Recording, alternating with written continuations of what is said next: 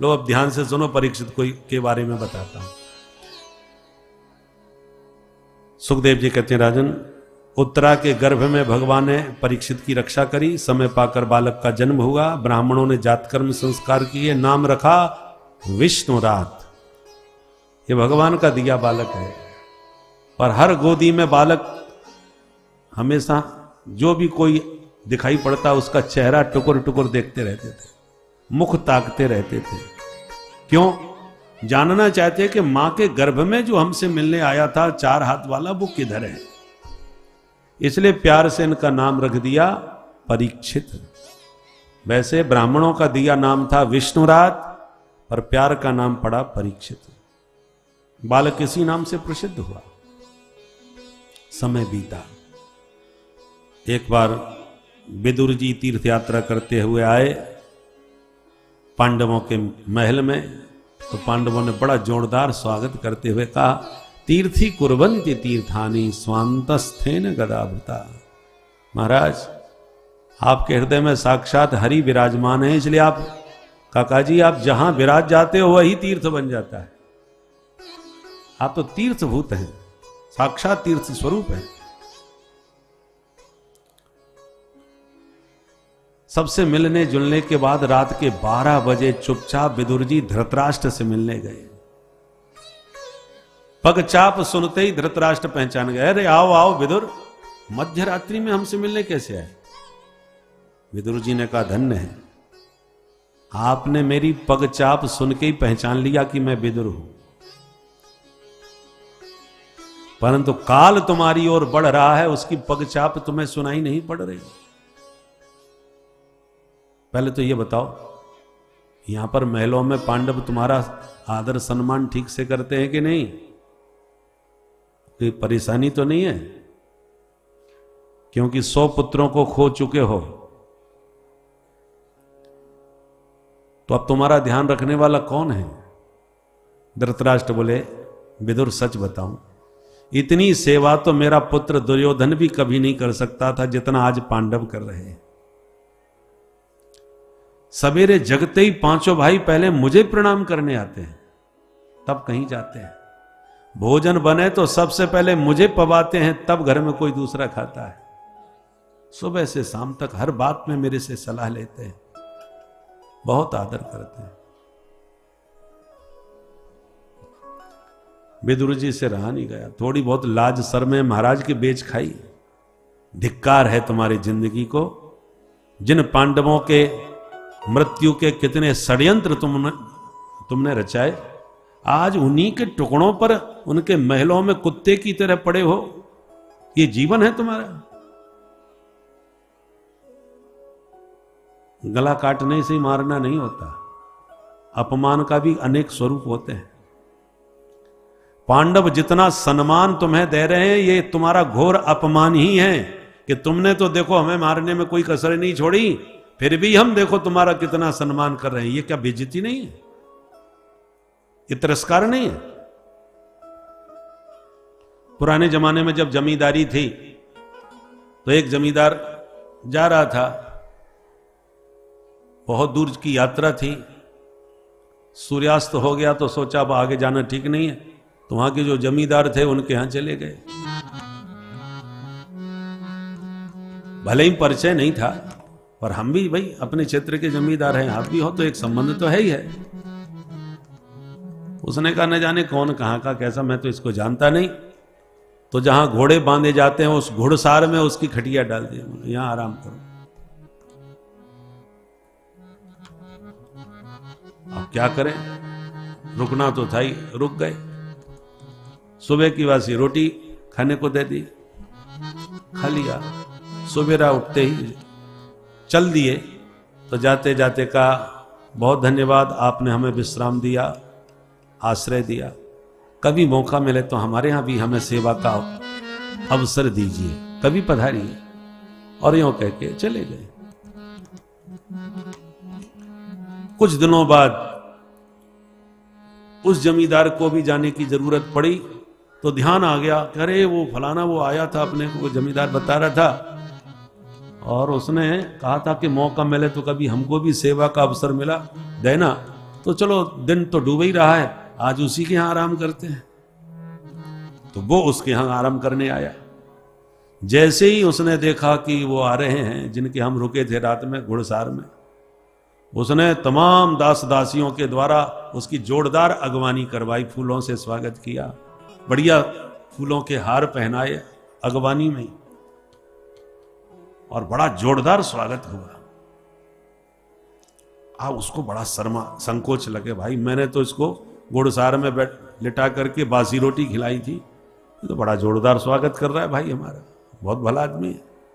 फिर उसने बहु व्यंजन बनवाए, चकाचक 56 भोग का भोजन पवाया, और केसरिया बढ़िया दूध सोते समय पत्नी से कहा जाओ उसको पिलाओ। स्वयं उसकी पत्नी उसको दूध पिलाने गई और कहा स्वामी की आज्ञा है कि जब तक वो सो ना जाए तब तक हम आपके चरण दबाएं, इसलिए मुझे सेवा का अवसर दीजिए। बढ़िया पलंग पर लेटे और पत्नी चरण दबा रही। अब उसको बड़ी ग्लानि हो गया, अरे राम राम, इतना भला आदमी, कितना इसने मेरा सम्मान किया और भोजन पवाया और पत्नी को चरण दबाने के लिए भेज दिया। उसके मन में इतनी ग्लानि हुई कि रात के 12 बजते बजते सोते सोते हार्ट अटैक हो गया, बेचारा रात में ही मर गया। पत्नी ने आके बताया, अरे स्वामी गजब हो गया, क्या हुआ? बोले वो तो पधार गए। कब? बोले रात के 12 बजे। तो जमींदार बोला बहुत बेशरम निकला भाई। बेशरम क्यों? अरे उसे तो स्वागत करते समय ही मर जाना चाहिए था, इतना मोटा बेशरम मिला बना कि रात के 12 बजे तक जिंदा रहा। उससे तो लज्जा के मारे वहीं प्राण त्याग देने चाहिए कि जिसने मेरा इतना तिरस्कार किया, अनादर किया, घुड़सार में सुलाया, बासी रोटी खिलाया और ठीक से मीठी वाणी से बोल भी नहीं सका, और इतना सम्मान पाकर के इतनी देर तक सम्मान झेलता गया। तो मारना गला काटने से नहीं होता, यह भी एक विचित्र मार होती है। विदुर जी कहते हैं कि आपने कुचक्र के द्वारा कभी लाक्षा भवन में जलाने की योजना बनाई, कभी जहर पिला के मारने की कोशिश करी, पांडवों को मारने के कितने कितने आपने षड्यंत्र रचाए, और आज उन्हीं पांडवों के महलों में, उन्हीं के घर में, उन्हीं के दिए टुकड़ों पर पड़े हुए हो। सुबेरे वो तुम्हें प्रणाम करते हैं, तुम्हें इतना आदर देते हैं, तुम्हें लज्जा नहीं आती, ग्लानि नहीं होती अपने आप से? ये जीवन है तुम्हारा, गृहपालवत, बिल्कुल कुत्ते की तरह पड़े हुए हो। इतना तिरस्कार किया विदुर जी ने। धृतराष्ट्र दुखी होकर बोले, विदुर तुम ठीक कहते हो, पर मैं बुढ़ा, उस पर भी अंधा, कहां जाऊं? विदुर जी बोले, देखो अपमानित हुआ जीवन से सम्मान पूर्वक कुछ पल जीना भी श्रेयस्कर होता है। तुम अभी इसी वक्त मेरे साथ निकलो, क्योंकि पांडव तुम्हें जाने नहीं देंगे, वो तुम्हारा बहुत आदर करते हैं, पर तुम उस आदर के योग्य नहीं हो। तुम्हें यहां पड़े रह करके, उनके टुकड़े खा करके उनका सम्मान पाना तुम्हारे लिए हितकारी नहीं है। इसलिए सम्मान पूर्वक कम से कम मृत्यु का तो वर्ण कर लो, चलो मेरे साथ। मध्य रात्रि में धृतराष्ट्र गांधारी दोनों को निकाल करके विदुर जी जंगल में चले गए। नियमानुसार पांडव प्रणाम करने प्रातः काल पहुंचे, ताऊ जी गायब। बहुत खोजबीन की है पर कोई पता नहीं, दूर दूर तक कोई पता नहीं। अब युधिष्ठिर जी दुखी होने लगे, निश्चित रूप से हमसे कोई बहुत बड़ा अपराध बना है, इसके कारण ताऊ जी बिना बताए चुपचाप भाग गए। सबसे पूछने, सच बताओ तुमने किसी ने अपमान तो नहीं किया उनका? भीमसेन तुम कुछ भी बोल देते हो, भोजन परोसते समय तुमने कोई अपशब्द तो नहीं कहा उनसे? उनके आत्मसम्मान को हो सकता है चोट पहुंची हो। थाली परोसने वाला या थाली पटक करके ही रख दे, लो पालो, ये भी तो कितना बड़ा तिरस्कार होता है। तो भीमसेन, निश्चित तुमने कुछ किया होगा। भीमसेन बोले, नहीं नहीं भैया, मैंने ऐसा कुछ नहीं किया। तो बिना कारण के कैसे भाग गए? तब नारद आदि ऋषि प्रकट होके पधारे और बोले, चिंता न कीजिए महाराज, आप लोगों में किसी से भी कोई अपराध नहीं बना है। वो विदुर जैसे संत के सानिध्य में गए हैं, अब उनका जीवन सार्थक हो जाएगा, सफल हो जाएगा, उनका अंतिम चरण सुधर जाएगा, मृत्यु मंगलमयी हो जाएगी। इसलिए अब उनको खोजने का प्रयास न करो। तब पांडवों को शांति मिली। भगवान कोई ना कोई बहाना लेके द्वारका से दिल्ली इंद्रप्रस्थ नगरी पांडवों से मिलने आते रहते थे, क्योंकि भगवान का अर्जुन से विशेष स्नेह था। एक दिन बोले, अर्जुन हम तुम्हारे लिए कोई ना कोई बहाना लेके आते रहते हैं, तुम हमारे घर कभी नहीं आते भाई। तो अर्जुन ने तुरंत बड़े भैया से आज्ञा ली और भगवान के साथ द्वारका चले गए। पर गए द्वारका तो ऐसे गए कि 7 महीने तक घर वापस नहीं आए। अब पांडवों को परेशानी हुई। युधिष्ठिर जी भीमसेन से बोले, भीम गता सप्ताधुना मासा भीमसेन तबानुज नायाति कश्यपाहे तो नाहं वेदेदमन्यसा। अधुना सप्तमासा गता। आज हमारे भाई को द्वारका गए 7 महीने बीत गए, न आयाति, अभी तक नहीं आया। मुझे अर्जुन को लेकर बहुत चिंता हो रही है, और चिंता का कारण यह है कि मुझे आजकल अपशकुन बहुत हो रहे हैं। क्या हुआ भैया?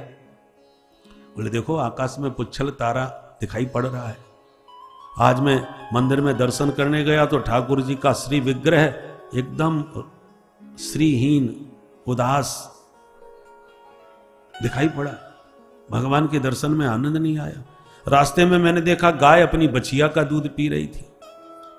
ये सब अमंगलकारी संकेत हैं जो बहुत बड़ी अनहोनी का संकेत देते हैं। चिंता व्यक्त कर ही रहे थे कि इतने में अर्जुन आ गए, और अर्जुन की हालत देख करके और ज्यादा चिंता में पड़ गए। कदम लड़खड़ा रहे हैं, मुख तेजहीन है, गांडीव गिर जा रहा है। तुरंत अर्जुन को हृदय से लगाया, अर्जुन क्या हुआ? ये तुम्हारी हालत क्या हो गई? तुम्हारी आंखों में आंसू क्यों है? तुमसे ऐसा क्या पाप बन गया जो तुम्हारी कांति विलुप्त हो गई? कहीं तुमने गोहत्या तो नहीं कर दी? कहीं तुमने ब्राह्मण वध तो नहीं किया? कहीं तुम्हारी प्रतिज्ञा भंग तो नहीं हुई? कहीं तुम शरणागत की रक्षा करने में असमर्थ तो नहीं हो गए? कहीं तुमने अगम्या से गमन तो नहीं किया? कहीं तुमने ब्राह्मण और बालक की उपस्थिति में उनको खिलाए बिना उनके सामने भोजन तो नहीं किया? ये सब पातकों में आते हैं।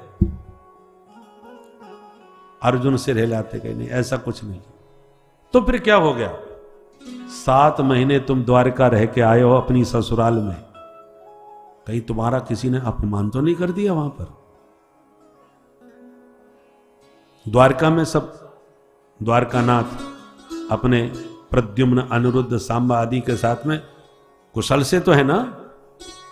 जब द्वारका की कुशलता का प्रश्न पूछा तो अर्जुन चरणों में गिर पड़े और यदुवंश संहार का पूरा प्रसंग सुना दिया। वंचितो हम महाराज हरिणा बंधुरूपिणा येन में पहतम तेजो देव विस्मापनम। भैया हम अनाथ हो गए, हमारे जीवन धन प्राण धन सर्वस्व द्वारकाधीश अपनी लीला संवरण करके स्वधाम चले गए। 56 करोड़ यादवों में इतना भयंकर गृह युद्ध हुआ है कि आज केवल चतुःपंचावशेषता, सिर्फ 4-5 बचे हैं, बाकी सब समाप्त हो गए। जहां कुंती बुआ के कान में गोविंद के स्वधाम जाने का समाचार पड़ा, तुरंत भगवान के ध्यान में पद्मासन में बैठ गई और भगवान के वियोग में एक पल में कुंती बुआ ने शरीर त्याग दिया। या तो ऐसे प्रेमी राम अवतार में दशरथ जी हुए जिन्होंने राम के वियोग में देह त्याग किया, और कृष्णावतार में कुंती सुनते ही शरीर त्याग दिया। पांडवों ने भी तत्काल निर्णय लिया कि गोविंद के बिना इस धरती पर हम भी नहीं रह पाएंगे, और अपने नन्हे पौत्र परीक्षित को सत्ता पर बैठा करके अभिषेक कर दिया। और पांचों भाई द्रौपदी को साथ में लेके हिमालय यात्रा पर निकल गए और एक एक करके शरीर त्यागते हुए, वीर संन्यास ग्रहण करते हुए स्वर्गारोहण को प्राप्त हुए, स्वर्ग से धार गए। छोटी सी अवस्था में परीक्षित ने सत्ता का भार स्वीकार किया। एक दिन विचार किया हमारे राज्य में क्या चल रहा है, एक बार चल के देखा जाए। तो वेश बदल करके परीक्षित निकले। गुप्तचरों पर ही भरोसा पूरा नहीं करना चाहिए राजा को, राजा को भी कभी गुप्तचर बन करके घूमना चाहिए ताकि प्रजा की वास्तविकता समझ में आवे। वेश बदल के निकले तो जगह जगह पर अपने पिता पितामहों के पराक्रम की गाथा सुनी। कोई उनके पिता वीर अभिमन्यु की गाथा गा रहा है, तो कोई उनके पितामह अर्जुन के पराक्रम की चर्चा कर रहा है। परंतु एक स्थान पर जाके चौंक गए। एक दुष्ट बहुत बुरी तरह गाय और बछड़े को मारता पीटता जा रहा है, गौ माता के ऊपर चरण का प्रहार कर रहा है।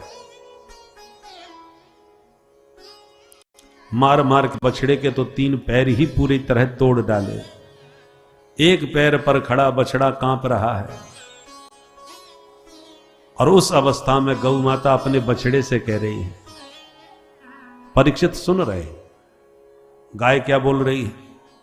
बोले ब्रह्मा दयो बहुतिथम यदपांग मोक्ष कामास्तपः समचरन् भगवत प्रपन्ना सा श्री स्ववासमरविंद वनम विहाय यत्पाद सौभगमलम भजते नुरक्ता यत्पाद सौभगमलम भजते नुरक्ता। गौ माता कहती है, वत्स ब्रह्मादिक देवता जिस महालक्ष्मी की कृपा कटाक्ष के लिए तपस्या करते हैं कि हे मां एक बार हमारी तरफ निहार लो,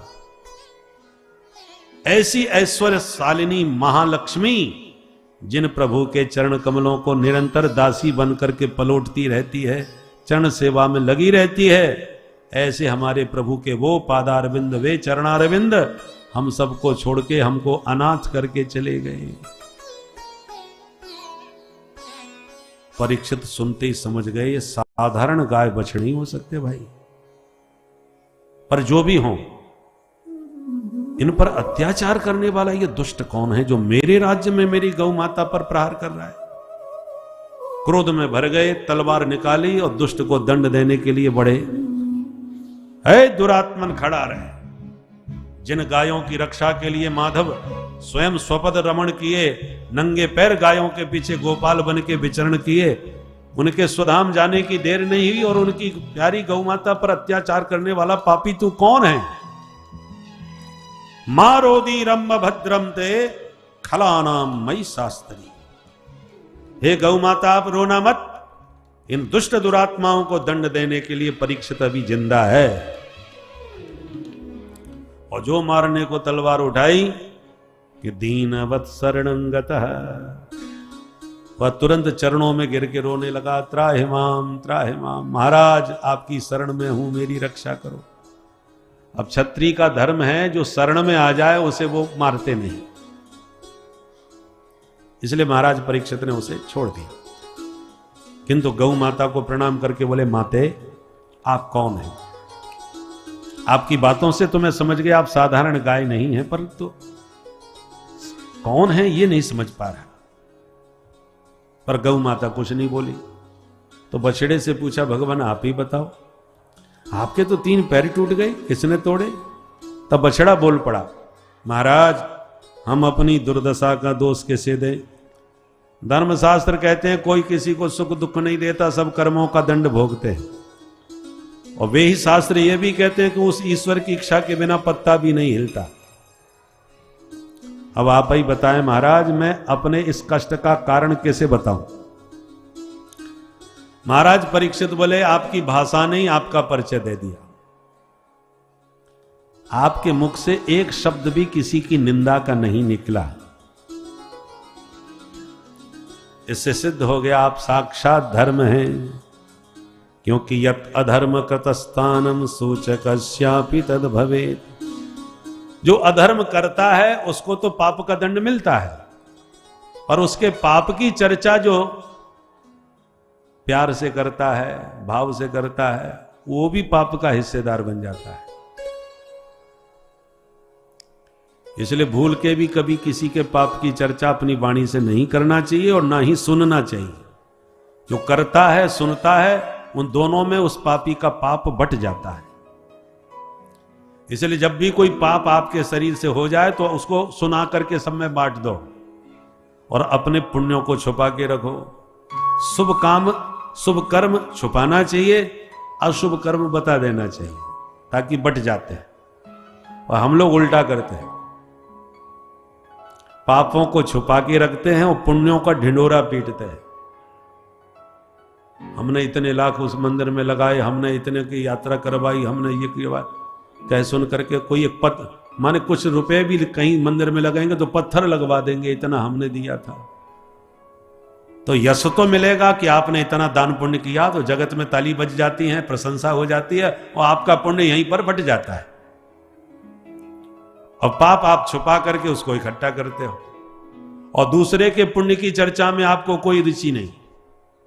कोई कहे अरे उन्होंने बड़ा जोरदार कार्यक्रम कराया और बड़ा जोरदार व्यवस्था की थी और बड़ा ऐसा किया था, भाई ऐसा कार्यक्रम हमने नहीं देखा, तो आप तुरंत उसको बात को काटने की कोशिश करें। छोड़ो भैया, दुनिया में एक से करने आयोजक पड़े, कोई बड़ी बात थोड़ी है। तो कोई अच्छा काम करे उसमें हमारी कोई ज्यादा रुचि नहीं होती उसकी बात की प्रशंसा सुनने में, कि वो इतना बड़ा दानी है, कि उसने इतना मंदिर बनवाया, कि उसने कुआ बावड़ी खुदवाई, आदि आदि सुन करके हम बात को टाल देते हैं। और कोई अशुभ अमंगल चर्चा हो, अरे सुना है उनका नाम, कितना नाम है उनका, पता चोरी करते में पकड़े गए, चोरी कर रहे इतने का घोटाला कर दिया था उन्होंने। अच्छा, फिर देखो आपके कान कैसे खड़े होंगे और कितना आनंद आएगा आपको सुनने में। अरे हम पहले ही कहते थे 2 नंबर का काम होगा उसके पास, ईमानदारी से कोई इतना फल फूल नहीं सकता। और सुनाओ, और फिर क्या हुआ, पकड़ा गया, कितने दिन की सजा हुई, जैसे आपको न जाने कौन सा बड़ा खजाना मिल गया। तो दूसरों की पाप चर्चा में हम लोगों को बड़ा आनंद आता है सुनने में, पर पुण्य चर्चा में रुचि नहीं होती। परिणाम क्या आता है, दूसरों की निंदा पाप सुन सुन के सारा अपने ऊपर हम इकट्ठा करते रहते हैं। इसलिए कभी किसी की अमंगल चर्चा नहीं करनी चाहिए, न सुननी चाहिए। जितना हो सके उसको नकारो, क्योंकि जड़ चेतन गुण दोषमय विश्व कीन करतार, संत हंस गुण गहे पय पर हरे बार विकार। हर व्यक्ति में गुण और दोष दोनों हैं। दोष दृष्टि से देखोगे फिर दोष ही दोष नजर आने लगेंगे, गुण की दृष्टि से देखोगे तो विशेषताएं नजर आने लगेंगी। सब में हैं, किसी के दोष छुपे हुए हैं, किसी के उजागर हैं, पर दोष सबके भीतर होते हैं। इसलिए बुरा जो देखन मैं चलिया, बुरा न मिलिया कोई, जब दिल खोजा अपना हमसे बुरा न कोई। आप अपने भीतर झांक के देखेंगे तब आपको अपनी बुराई दिखाई पड़ेगी, और फिर तौलिए कि उससे तो हम कितने गए गुजरे। क्या ये हमसे पाप नहीं होता? बस अंतर है कि हमने अपने पाप को अभी तक छुपा के रखा है, किसी को पता नहीं चला है, उसका उजागर हो गया तो हम लोग खुद ही उसकी बातें बनाने लगे लंबी चौड़ी, जैसे हम बड़े पवित्र आत्मा है, जैसे हमसे कोई पाप हुआ ही ना हो। इसलिए पाप चर्चा से बचना चाहिए। सुनना है तो अपनी निंदा सुनने का अभ्यास बनाइए। कबीरदास जी तो कहते हैं, निंदक नियरे राखिए आंगन कुटी छवाए, बिनु पानी सावन बिना निर्मल देत बनाए। व्यक्ति को अपने दोष कभी नजर नहीं आते। आंखें जो है ना दूसरों को ताकती हैं, अपना चेहरा अपनी आंखों से हम कहां देख पाते हैं कि गाल में क्या है, कि भाल में क्या है, नाक पे क्या, कुछ नजर नहीं आता। अपना चेहरा अपनी आंखों से नहीं दिखता, ऐसे ही अपने दोष अपनी आंखों से हम नहीं देख पाते। दूसरे की आंख हमारा दोष देख सकती हैं, हम उसका दोष देख सकते हैं। तो जो तुम्हारा निंदा करने वाला हो, तुम्हारी बुराई करने वाला हो, तुम्हारी चुगली करने वाला हो, तुम्हारे दोष ढूंढने वाला हो, उसको उससे हमेशा मित्रता बना के रखो। जितना हो सके उसका संग करो, क्योंकि तुम्हारे दोष ना तुम्हें दिखेंगे ना तुम्हारे लोगों को दिखेंगे। जो दोष दृष्टि रखने वाला है वो ज्यादा ध्यान से देखेगा, और जब वो दोष गिनाए तो तुम सावधान हो जाओ कि हमारे अंदर ये दोष है। ये जो जितनी भी बुराइयां हैं ना, ये गुप्त रोग हैं। गुप्त रोग दिखाई नहीं पड़ते, पता भी नहीं चलता। जब विस्फोटक होते हैं तब पता चलता है कि हमारे अंदर इतना भयंकर रोग निकल पड़ा।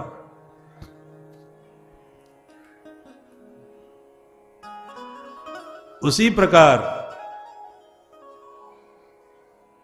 एक विद्वान कहते हैं, जीवन तुम्हें शत्रुगणा सदैव।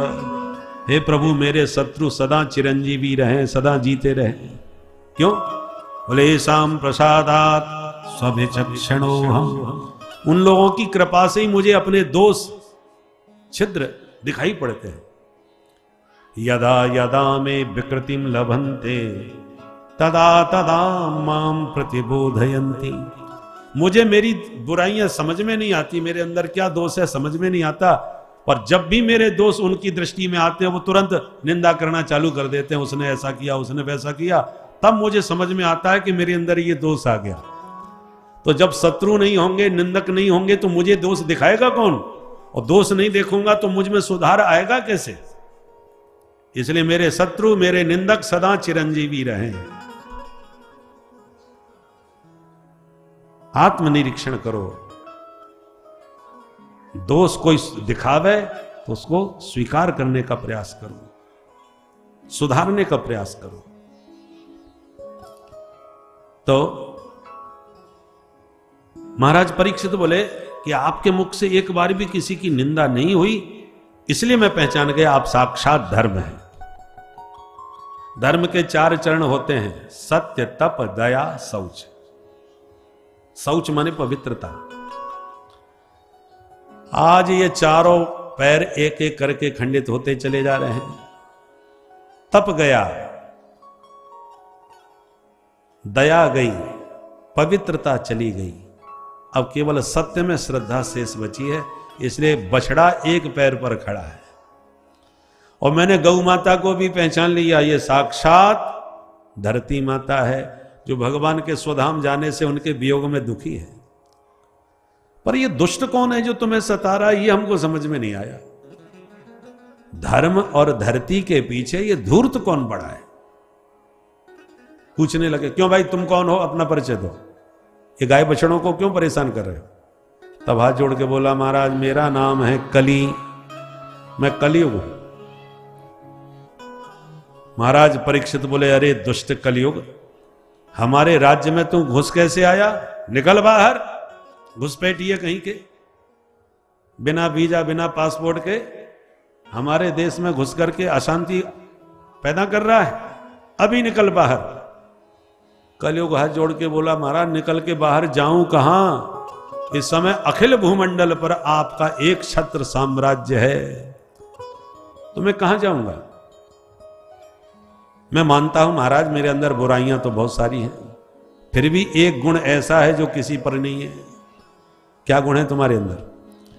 बोले, यत् फलम नास्ति तपसा न योगेन समाधिना तत्फलम लभते सम्यक् कलौ के सब कीर्तना। महाराज अन्य युगों में जो तपस्या करके यज्ञ करके दान दे के जो फल पाते थे, वो मैं केवल हरि नाम संकीर्तन मात्र से जीवों को उपलब्ध करा देता हूं। ये मेरी विशेषता है। परीक्षित प्रसन्न हो गए, गुण तो तुम्हारा बड़ा प्यारा लगा भाई। तपस्या करना बहुत कठिन, दान देना बहुत कठिन, यज्ञ करना बहुत कठिन, हरि नाम लेने में तो कोई कठिनाई नहीं। सुलभो भगवन नाम जिह्वा च वशवर्तनी तथापि नरकम यान्ति किमाश्चर्यमतः परम।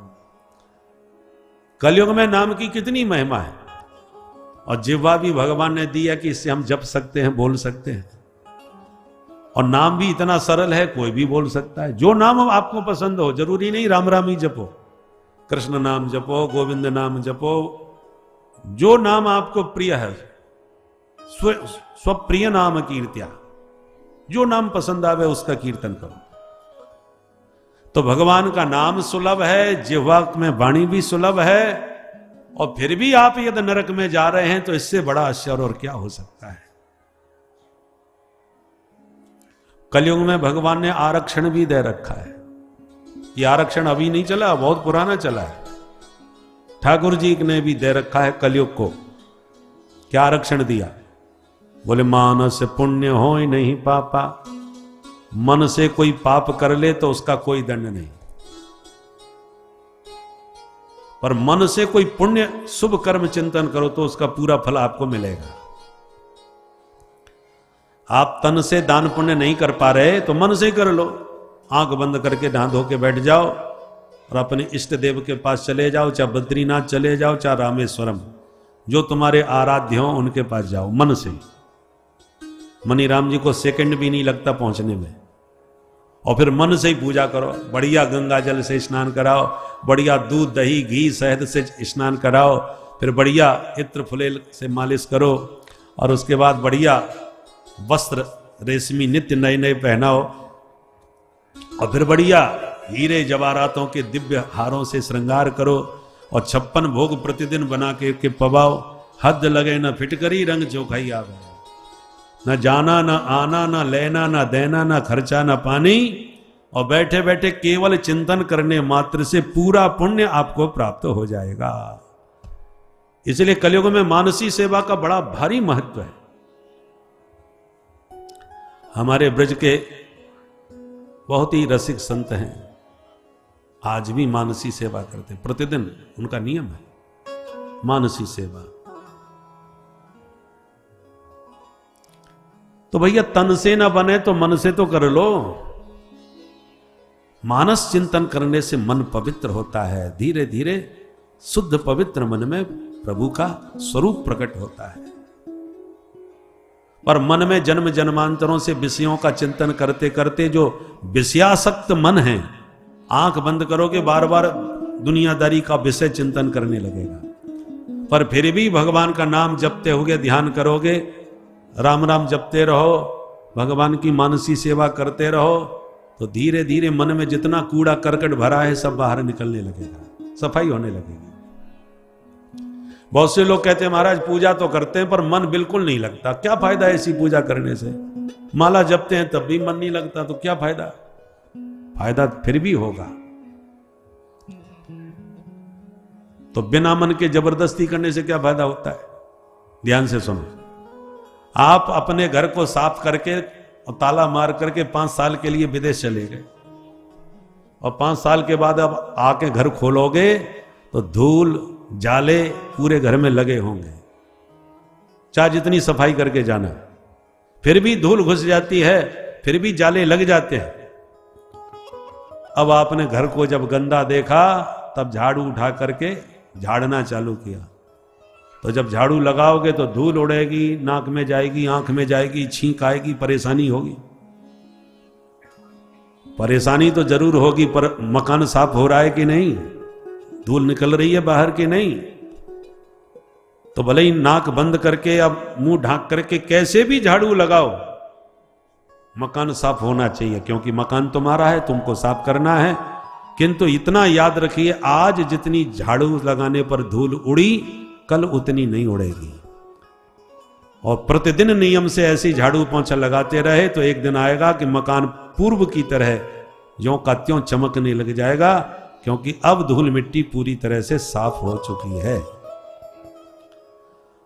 तो मकान में झाड़ू लगाते समय यदि धूल उड़ रही है तो इसे आप सफलता मानोगे कि विफलता? सफलता है, मिट्टी साफ हो रही है। आप साबुन से जब अपने शरीर को साफ करते हो, कभी कभी साबुन आंख में चला जाता है, आंख में जलन मच जाती है, परेशानी हो जाती है। और परेशानी तो हो रही है, पर आपका शरीर भी तो स्वच्छ हो रहा है, साफ हो रहा है कि नहीं? ऐसे ही जन्म जन्मांतरों से मन में जो रजोगुण तमोगुण की परत चढ़ गई है, इतना रजोगुण तमोगुण हमारे मन में भर गया है विषय चिंतन से कि इसको निकालने में थोड़ा समय लगेगा। और भजन करना, ध्यान करना, नाम जपना, ये सब झाड़ू का काम करता है। जब भी आप कोई शुभ सत्कर्म करोगे उसी समय मन में तमाम उच्चाटन आएगा और पाप आपके सिर पर सवार होकर के बाधा पैदा करेंगे, आपको भजन करने नहीं देंगे। कभी माला हंसे खिसक जाएगी, कभी कोई ना कोई विघ्न आ जाएगा, कोई फलाने जी, उसी समय सारी समस्याएं आएंगी।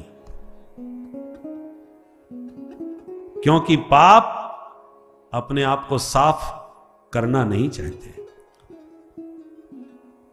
जीव जब अच्छे कर्म करता है तो उसके पाप उसे गाली देते हैं, दुष्ट तू नहीं हमको पैदा किया, अब तू ही हमें मारने के उपाय कर रहा है। शुभ कर्मों से पाप नष्ट होते हैं। और कोई भी व्यक्ति जब मरने लगता है तो बचने का तो उपाय करता है, तो पाप भी जब मरने लगते हैं आपके शुभ कर्मों से तो वो विघ्न डाल के अपने को बचाने का प्रयास करते हैं। तो भजन में बहुत सारे विघ्न आएंगे, भजन में बहुत बाधाएं आएंगी पाप के कारण।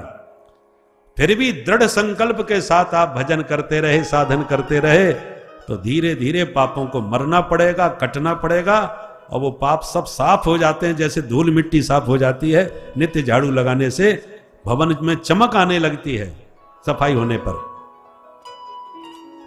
गंदा मकान घुसते ही समझ में आता है, और साफ सफाई नित्य प्रति यदि होवे तो घर में घुसते ही पता चल जाता है कि घर कितना साफ सुथरा है। तो आपको जो पंचायती धर्मशाला के रूप में ये शरीर मिला है, छित जल पावक गगन समीरा, इस मकान के भीतर भी बहुत गंदगी है, उसको आप साधनों से सफाई कीजिए।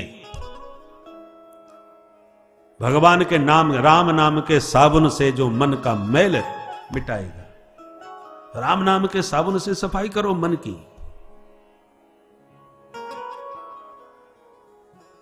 क्योंकि भगवान को चमकता हुआ शरीर पसंद नहीं है। तन की शोभा से भगवान आकर्षित नहीं होते, भगवान मन की शोभा को निहारते हैं, मन की सुंदरता पर मुग्ध होते हैं।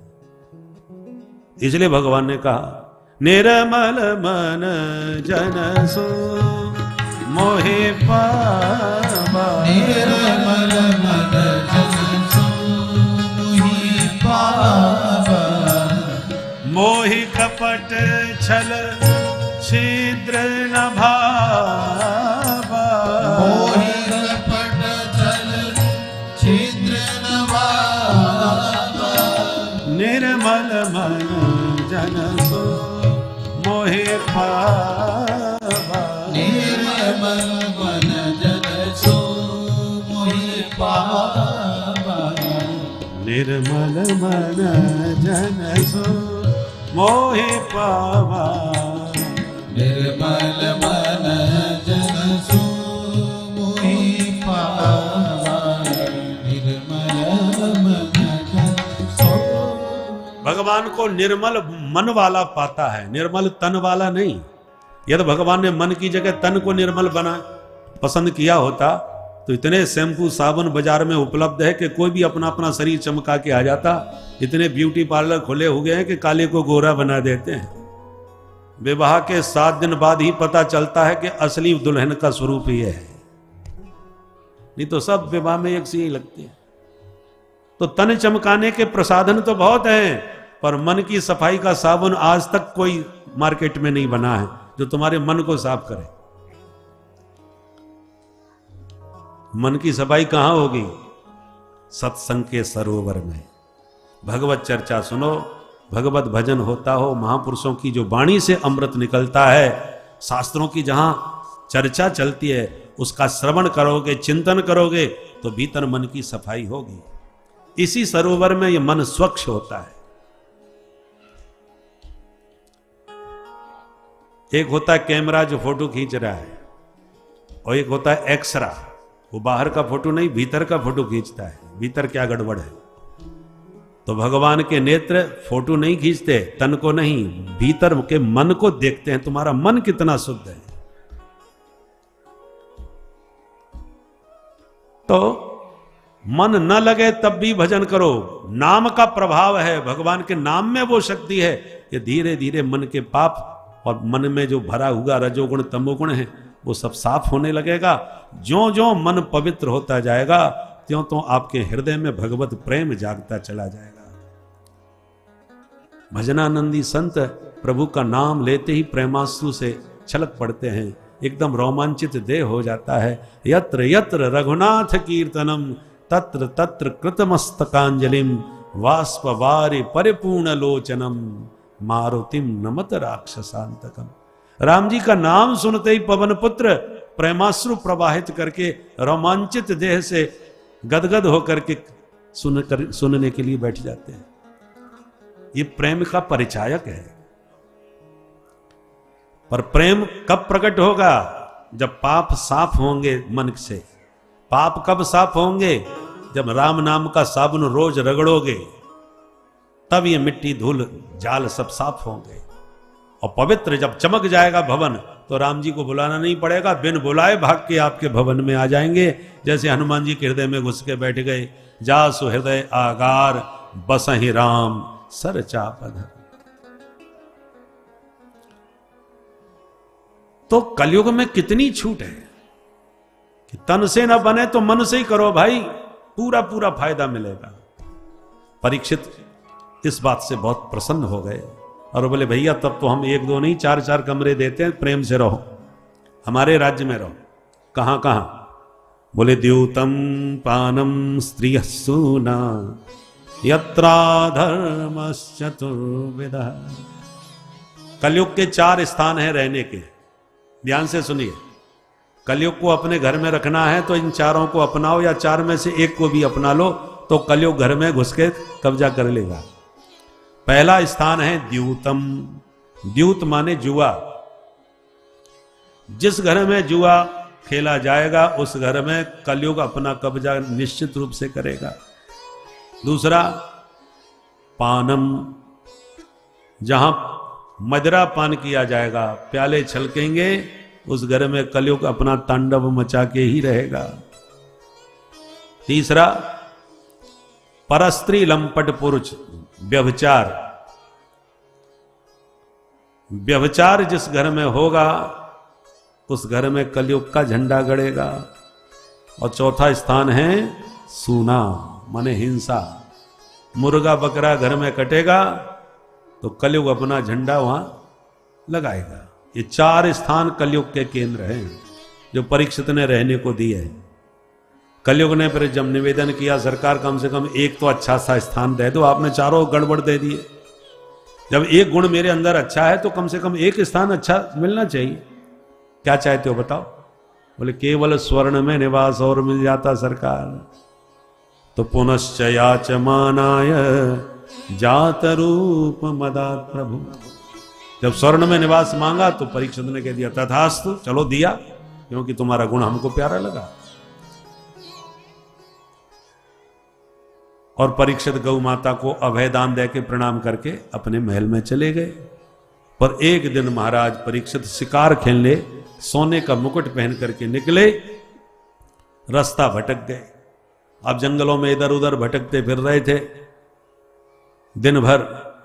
शाम होते होते एक आश्रम दिखाई पड़ गया जो समीक मुनि का था। जैसे ही आश्रम में प्रवेश किया, आवाज लगाई महाराज जी, पर जवाब कोई नहीं। तो आश्रम में कोई नहीं है क्या? झोंपड़ी के भीतर झांक करके देखा तो बाबा जी समाधि लगाए बैठे थे। राजा भूखे भी थे, भूख प्यास जब तेज लगे तो स्वभाव थोड़ा चिड़चिड़ा हो जाता है। दूसरी बात,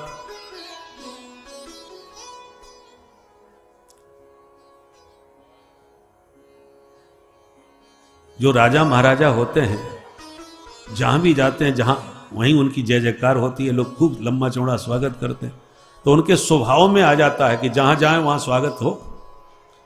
और यहां स्वागत होना तो दूर रहा, कोई पानी की नहीं पूछ रहा, आवाज लगाने पर कोई जवाब भी नहीं दे रहा, तो राजा का मूड खराब हो गया। हम इतनी जोर से आवाज लगा रहे हैं, इन्हें सुनाई नहीं पड़ रही, आंख बंद किए बैठे हैं, ये झूठ मूठ की समाधि है। हमारा हुआ सांप दिखाई पड़ गया, धनुष से उठा करके बाबा जी के गले में लपेट दिया। पर महात्मा की समाधि सच्ची थी, इसलिए ज्यों के त्यों बैठे रहे, कोई फर्क नहीं पड़ा। राजा तो चले गए और यह दृश्य एक बालक ने देख लिया। उसने जाके समीक महाराज के पुत्र को सारा समाचार सुना दिया। सुनते ही ऋषि कुमार क्रोध में भड़क गया।